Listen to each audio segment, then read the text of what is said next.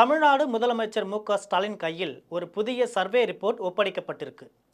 அதில் வருகிற 2026ஆம் ஆண்டு சட்டமன்ற தேர்தல் முடிவு எப்படி இருக்கும், தற்போதைய சூழ்நிலையில் உதயநிதிக்கும் நடிகர் விஜய்க்கும் செல்வாக்கு எப்படி இருக்கிறது என அதிர்ச்சி கலந்த பல தகவல்கள் தெரிவிக்கப்பட்டிருக்கு. இது பற்றி ஜெம் தொலைக்காட்சி வழங்கும் சிறப்பு செய்தி தொகுப்பு இப்பொழுது பார்க்கலாம்.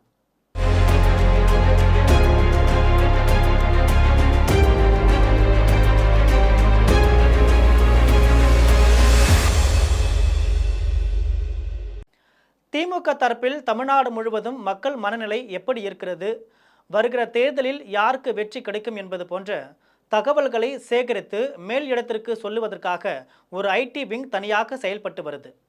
இந்த ஐடி விங் தற்பொழுது புதிதாக தமிழ்நாடு முழுவதும் ஒரு ஆய்வு நடத்தி அதன் முடிவை முதல்வர் மு.க.ஸ்டாலின் மேஜைக்கு அனுப்பியிருக்கு.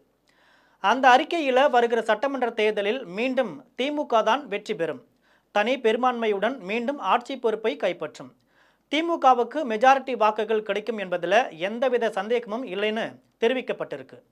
அதே சமயம் ஒவ்வொரு தொகுதியிலும் வாக்கு வித்தியாசம் மிக குறைந்த எண்ணிக்கையில் இருக்கலாம்னு, மேலும் கடந்த தேர்தலில் ஒப்பிடும்பொழுது கட்சியின் வாக்கு சதவீதம் குறைவதற்கு வாய்ப்புகள் இருக்கிறதுன்னு அந்த ஆய்வு அறிக்கை மு.க.ஸ்டாலினை எச்சரித்திருக்கு. இந்த வாக்கு சரிவுக்கு காரணம் நடிகர் விஜய் தலைமையிலான தமிழக வெற்றி கழகம்தான் என்று அந்த ஆய்வறிக்கை குறிப்பிட்டிருக்கு. முன்னதாக 15% வாக்குகள் கிடைக்கலாம் என்ற நிலையில் இருந்த தமிழக வெற்றி கழகத்திற்கு தற்பொழுது 20% வாக்குகள் பெற வாய்ப்பு இருப்பதாகவும், இளைஞர்கள் மற்றும் புதிய வாக்காளர்களின் ஆதரவு விஜய்க்கு அதிகமாக இருப்பதாகவும் தெரிவித்திருக்கு. தமிழக வெற்றி கழகத்தின் எழுச்சி என்பது திமுக, அதிமுக, நாம் தமிழர், பாஜகன்னு அனைத்து கட்சிகளையும் பாதிக்கும் என்றும் அந்த அறிக்கையில் தெரிவிக்கப்பட்டிருக்கு. அந்த வகையில் திமுக தரப்பில் உள்ள வாக்கு வங்கியையும் தமிழக வெற்றி கழகம் பெற வாய்ப்பு இருக்குதுன்னு அந்த ஆய்வு அறிக்கை குறிப்பிட்டிருக்கு. இது மட்டுமல்லாமல் திமுகவில் பல மாவட்டங்களில் கடுமையான உள்கட்சி மோதல்கள் இருந்து வருவதாக தெரிவித்திருக்கு. குறிப்பாக சென்னை, கோவை, மதுரை, நெல்லை மற்றும் பல வட மாவட்டங்களில் உள்கட்சி மோதல்கள் இருப்பதாக அந்த ஆய்வு அறிக்கை மு.க.ஸ்டாலினை எச்சரித்திருக்கு. இதற்கிடையே வருகிற 2026ஆம் ஆண்டு சட்டமன்ற தேர்தலுக்கு பிறகு நடைபெறும் அடுத்த சட்டமன்ற தேர்தலில் நடிகர் விஜய் ஏதாவது கூட்டணி அமைப்பதன் மூலம் ஆட்சியை பிடிக்க வாய்ப்பு இருக்கிறது. அந்த வகையில் விஜயை விட உதயநிதி ஸ்டாலினுக்கு வாய்ப்புகளும் ஆதரவும் குறைந்த அளவே இருக்கு அப்படின்னு இந்த ஆய்வு அறிக்கையில் கூறப்பட்டிருக்கு. இந்த ஆய்வு அறிக்கையை முதலமைச்சர் மு.க.ஸ்டாலின் சாதாரணமாக எடுத்துக்கொள்ளாமல் மிகவும் சீரியஸாக எடுத்திருப்பதாக சொல்கிறாங்க. இதன் நிமித்தமாக தமிழ்நாடு முழுவதும் உள்ள கட்சி தலைவர்கள், அரசு உயர் அதிகாரிகள் மற்றும் மூத்த அமைச்சர்கள் கொண்ட ஒரு ரகசிய ஆய்வு கூட்டத்தை முதலமைச்சர் ஸ்டாலின் நடத்தியிருக்கிறார். அதில் புதிய ஆய்வு அறிக்கை தொடர்பான கலந்துரையாடல் நடைபெற்றிருக்கு.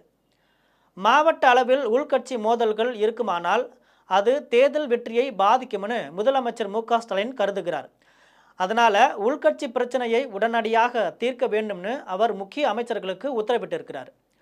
விரைவிலேயே இது தொடர்பாக மாநில அளவில் அவர் ஆலோசனை கூட்டங்களை நடத்தி கட்சி ஒற்றுமையை நிலைநாட்டுவதற்கான பணிகளை செய்வார்னு எதிர்பார்க்கப்படுது. கட்சியின் அடிமட்ட தொண்டர்கள் வரை அனைவரும் பொதுமக்களுடன் நல்ல தொடர்பில் இருந்தால் தமிழக வெற்றி கழகத்தின் சவால்களை சமாளித்துவிட முடியும்னு திமுக நம்புது.